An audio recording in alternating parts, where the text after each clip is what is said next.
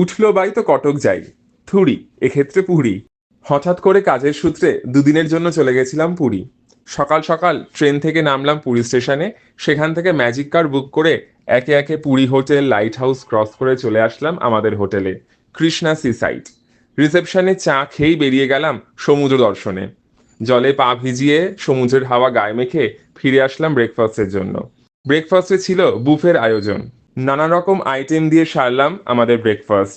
তারপর রুমে check in করে ফ্রেশ হয়ে একটু রেস্ট নিলাম। তারপরেই হয়ে গেল লাঞ্চের সময়। বলা বাহুল্য লাঞ্চেও ছিল বুফের আয়োজন। লাঞ্চ সেরে আমাদের সেমিনার কমপ্লিট করলাম। তারপর সন্ধ্যেবেলা বেরিয়ে পড়লাম সি বিচে। সকালের সমুদ্র সৈকত আর সন্ধ্যেবেলার সমুদ্র সৈকতের মধ্যে বিস্তর ফারাক বলুন। দেখুন কত মানুষজন আনন্দ করছে, সি বিচ একেবারে গমগম, বিভিন্ন রকমের দোকানপাট, আরো কত কি।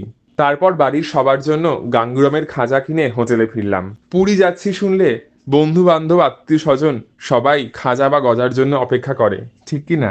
পরদিন সকাল সকাল দেখা করে আসলাম যোগু দাদার সঙ্গে। আর কিছুক্ষণ পরেই আমাদের বন্দে ভারতের ফেরার ট্রেন। ফেরার আগে চট করে চলে গেলাম সি বিচে, ডাব খেলাম, ঘুরে বেড়ালাম, রিল্যাক্স করলাম, গান গাইলাম, আর সব মিলিয়ে দারুণ এনজয় করলাম এই দুদিনের ছোট্ট পুরী সফর। দেখা হচ্ছে পরের ব্লগে। জয় জগন্নাথ।